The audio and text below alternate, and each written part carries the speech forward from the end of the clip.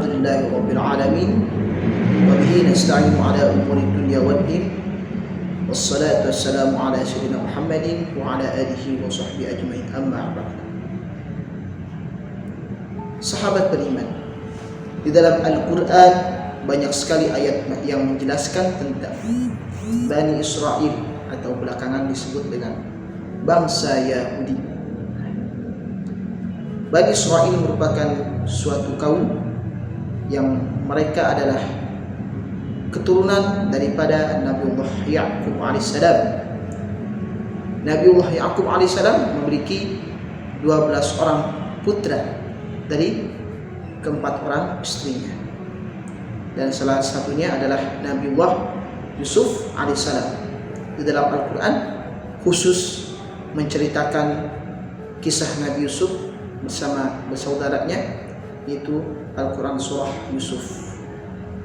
Nah, bangsa ini kemudian mereka ini berasal daripada Baitul Maqdis atau tanah Palestina. Nabiullah Ya'qub memulai peradaban di tanah Palestina bersama ke-12 orang putranya. Setelah Nabiullah Yusuf menjadi raja dan gubernur di tanah Mesir, mereka berhijrah ke Mesir dan kemudian membangun peradaban di Mesir. Selama 400 tahun mereka berada di Mesir, dan selama itu pula mereka mengalami kemunduran. Mereka yang tadinya dihormati, kasta tertinggi, pada akhirnya mereka ditindas oleh bangsa Mesir yang pada saat itu dipimpin oleh Fir'aun. Fir'aun ini merupakan suatu raja yang sangat diktator. Bahkan dirinya mengaku bahwa dirinya adalah seorang Tuhan, sehingga di Mesir sangat amat dalam suatu kemusyrikannya. Kemusyrikan bangsa Mesir itu sangat luar biasa. Di tengah ketersesatan dan kepemimpinan Fir'aun pada saat itu, diturunkanlah Nabiullah Musa dan Harun alaihissalam yang berdakwah kepada bangsa Mesir, khususnya kepada Fir'aun dan juga kepada kaumnya, yaitu Bani Israel. Setelah berdakwah, mendakwahi Fir'aun dan bangsa Mesir dan juga Bani Israel, maka Allah memerintahkan Nabi Musa untuk berhijrah bersama kaumnya daripada Mesir menuju ke Palestina, ke Baitul Maqdis, ke tanah nenek moyangnya, yaitu Nabi Ya'qub alaihissalam. Singkat cerita, ketika Nabi Musa bersama kaumnya sudah terkepung, sudah berada di ujung pesisir pantai dan tidak ada jalan yang bisa untuk lari daripada kejaran Fir'aun dan bala tentaranya, Allah memerintahkan Nabiullah Musa untuk memukul tongkatnya terhadap laut, dan kemudian kebesaran Allah nampak jelas di depan mata. Laut terbelah menjadi dua bagian dan dasarnya menjadi kering, sehingga Nabi Musa beserta kaumnya bisa melintasi laut tersebut dan lolos daripada kejaran Fir'aun. Setelah Nabi Musa beserta kaumnya berhasil melintasi daripada laut tersebut, kemudian Allah memerintahkan kepada Nabiullah Musa untuk memukulkan tongkatnya kembali, dan laut tersebut kembali menjadi sedia kala. Dan alhasil Fir'aun dan bala tentaranya mati dan tenggelam. Kemudian bangsa Bani Israel atau kaum daripada Nabi Musa ini, mereka menjadi suatu kaum yang merdeka daripada penindasan Firaun pada saat itu. Namun masih terdapat keraguan di dalam hati mereka, apakah Firaun ini sudah mati atau tidak.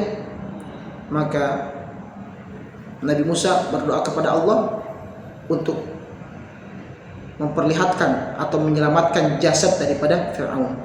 Diangkatlah oleh Allah Subhanahu wa taala jasad dari Firaun itu ke permukaan laut, dan nampak bahwa Firaun sudah dalam keadaan mati, sehingga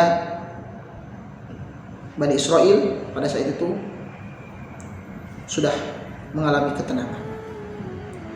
Singkat cerita, perjalanan mereka melihat sebuah kaum yang sedang beribadah menyembah kepada sebuah berhala. Kemudian terbersit di dalam pikirannya untuk melakukan hal sedemikian.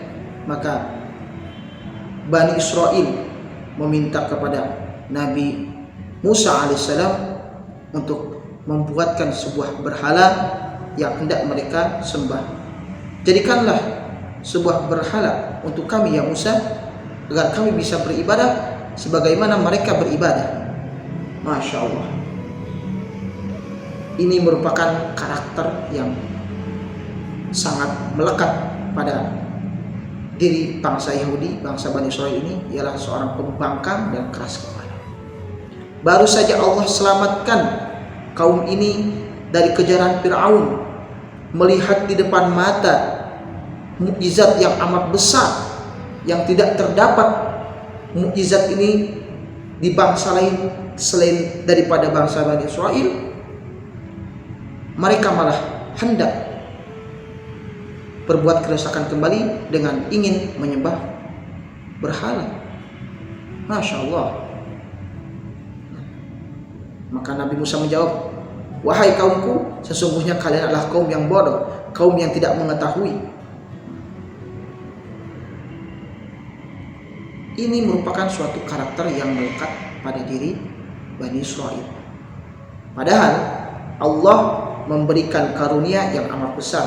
Allah memberikan keunggulan kepada Bani Israel. Salah satunya mereka memiliki kecerdasan otak yang di atas rata-rata manusia pada umumnya. Kemudian banyak para nabi dan rasul diutus dari kaumnya, dan mereka berdakwah untuk kaum Bani Israel. Tetapi semua itu tidak menjadikan mereka, tidak menggetarkan hati mereka untuk menyadari akan kekuasaan Allah, akan kebesaran Allah. Mereka malah berbuat semaunya dan melakukan suatu kerusakan. Singkat cerita, Nabiullah Musa dan Harun, saudaranya, membawa kaumnya hendak memasuki Baitul Maqdis. Namun pada saat itu ternyata sudah ada sebuah kaum yang menguasai Baitul Maqdis, dan kaum ini merupakan dikatakan sebagai kaum Jabbarin atau kaum yang sangat kuat, gagah perkasa, dan mereka sangat diktator. Kemudian Nabiullah Musa memperingatkan kepada kaumnya untuk mengingat akan nikmat Allah yang sudah diberikan kepada mereka, karunia-karunia Allah yang sudah dikaruniakan kepada mereka, dan menyuruh kepada mereka untuk berjihad melawan kaum tersebut. Namun apa yang terjadi? Kaum ini malah membangkang akan perintah tersebut. Ya Musa, sesungguhnya kami tidak akan sekali-kali memasuki tanah tersebut sehingga mereka keluar daripada tanah tersebut. Jika mereka keluar, maka kami akan masuk. Kami tidak akan masuk selama-lamanya sehingga mereka keluar dari tanah tersebut. Masya Allah, merupakan ini suatu pembangkangan akan perintah Allah yang amat sangat buruk. Kemudian di tengah-tengah kaum tersebut ada 2 orang yang mencoba menasihati, yang salah satunya merupakan seorang nabi, ialah Yusha bin Nun, memberikan nasihat kepada mereka. Yusha bin Nun ini ialah seorang nabi yang merupakan pelayan setia daripada Nabi Musa, yang di dalam kisahnya di dalam suratul Kahfi menemani Nabi Musa bertemu dengan Nabi Khidir. Namun apa yang terjadi setelah dinasihati, kaum ini semakin menolak. Malah, ya hei Musa, berjihadlah kau bersama Tuhanmu, kami akan menunggu di sini. Masya Allah, ini bukan hanya Nabi yang diperintah, Allah diperintah untuk berperang. Masya Allah, ini merupakan keras kepala, merupakan karakter yang melekat pada diri bangsa Yahudi ini, ialah keras kepala. Masya Allah. Namun di tengah ketersesatan mereka, di tengah pembangkangan mereka Allah tetap kasih karunia, Allah tetap kasih kenikmatan. Allah menurunkan manna wassalwa, wa dhallalna 'alaihimul ghamama wa anzalna 'alaikumul manna wassalwa.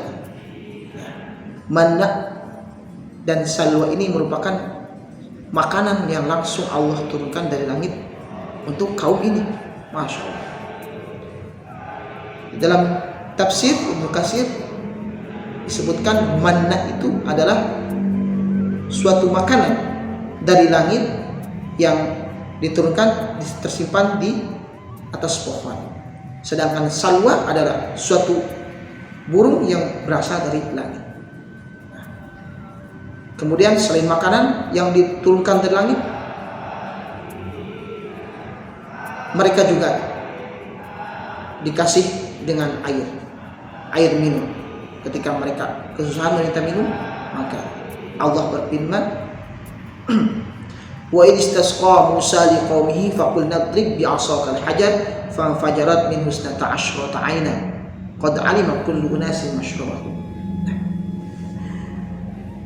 Nabiullah Musa beristisqa, memohon agar diturunkan air kepada mereka, bahwa Allah akan menurunkan air kepada mereka. Kemudian Allah berfirman, pukullah tongkatmu itu terhadap batu tersebut. Maka muncullah 12 mata air setelah batu itu dipukul oleh tongkat tersebut. Dan ke-12 mata air ini merupakan yang nantinya akan diminum oleh ke-12 suku daripada Bani Israel.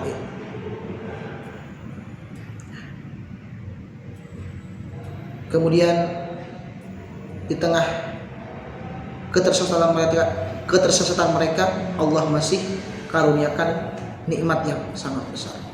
Tapi itu semua tidak menjadikan bangsa ini bersyukur dan menyadari akan kekuasaan Allah.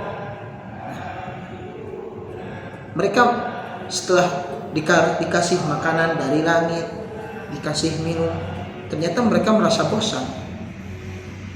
Wa idh qultum ya Musa lan nasbir ala ta'amin wahid fad'u lana rabbak yukhrij lana mimma tunbitul ard min baqliha wa qissaiha wa fumiha wa anasiha wa basaliha.